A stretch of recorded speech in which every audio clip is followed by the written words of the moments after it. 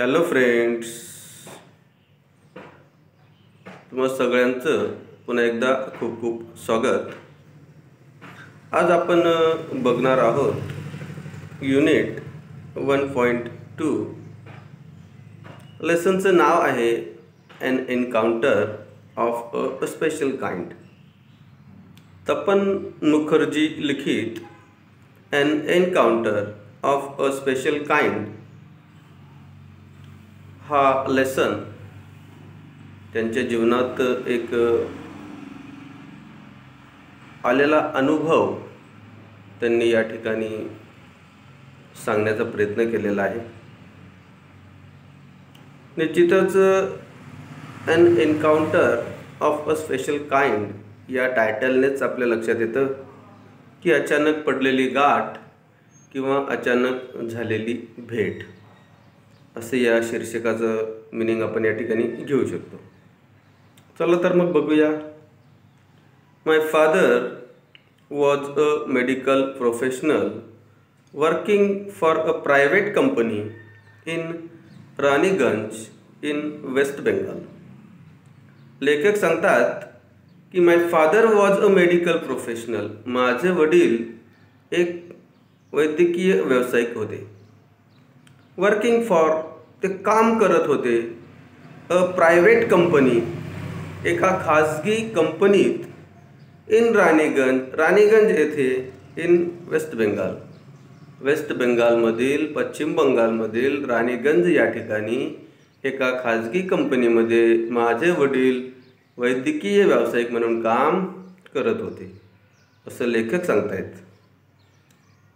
The officers of the company were housed in individual bungalows inside a large campus.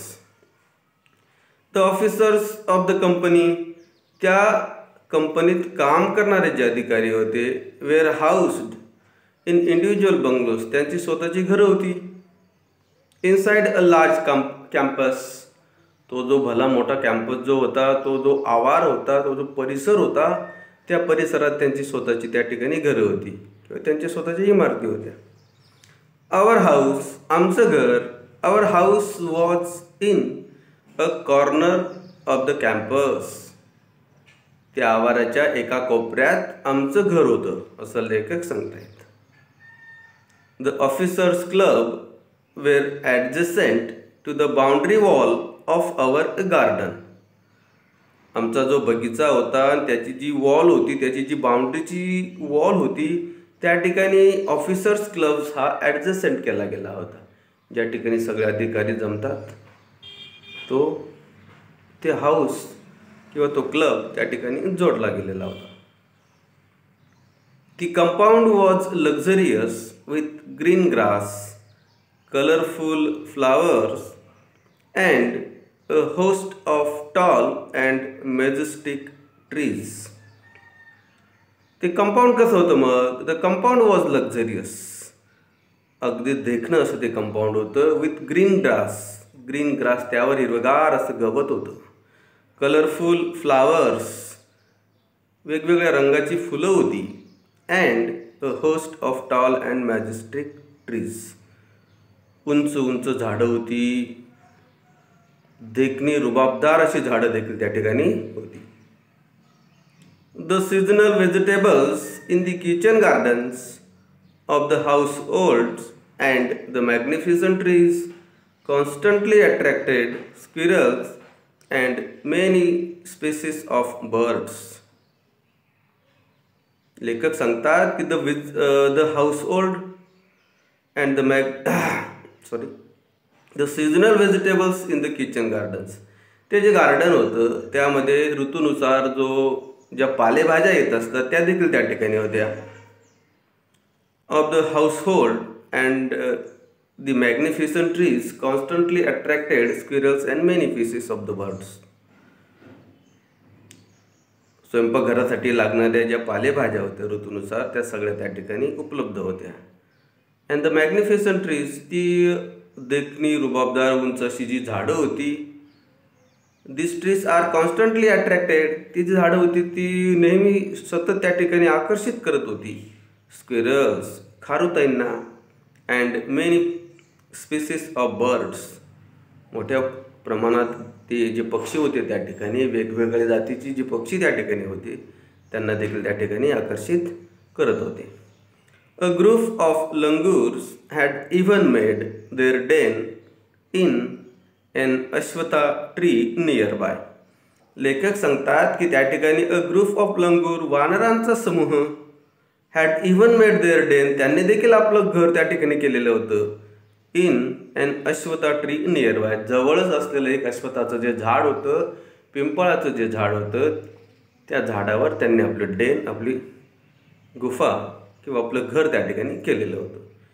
They had all become a part and parcel of our existence and daily life. They had all become a part and parcel. ते आमच्या दैनंदिनीचा तो एक नित्याचा तो एक क्रम त्या ठिकाणी बनलेला होता. Of our existence and daily life. हे सगळं जे काही होतं ते आमच्या दैनंदिनीचा किंवा नित्याचा तो क्रम त्या ठिकाणी होता असं लेखक सांगतात.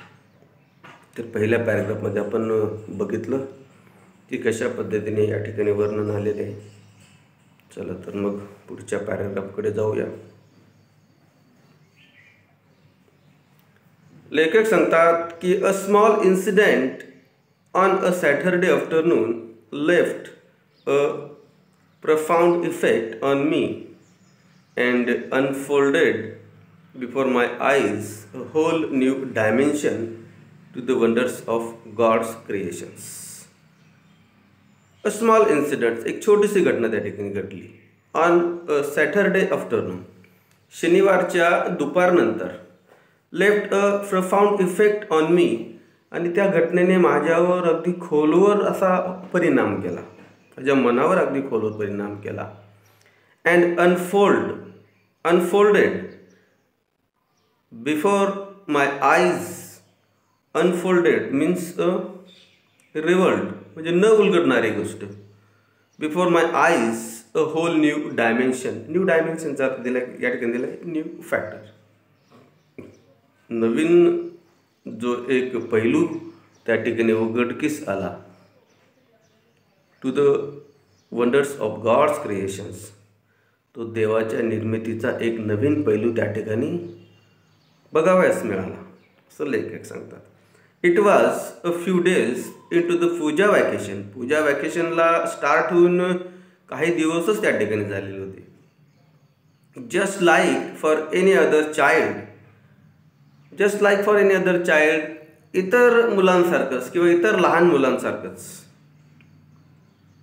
The holidays provide an opportunity for me to be engrossed in various magazines and storybooks published specially for children in the festive season.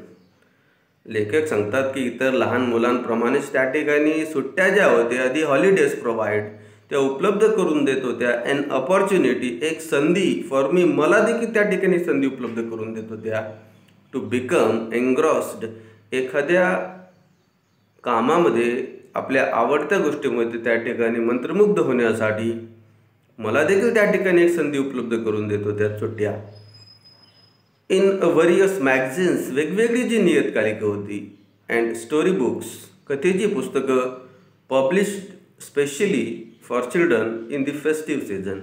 सणासुदीच्या काळामध्ये मुलांसाठी वेगवेगळी नियतकालिकं किंवा कथेची पुस्तकं जी त्या ठिकाणी प्रकाशित केली जायची, ती रीड करण्यासाठी पूजा वॅकेशनच्या त्या ज्या सुट्ट्या होत्या, त्या इतर मुलांप्रमाणे मला देखील त्या ठिकाणी संधी निर्माण करून देत होत्या. So friends,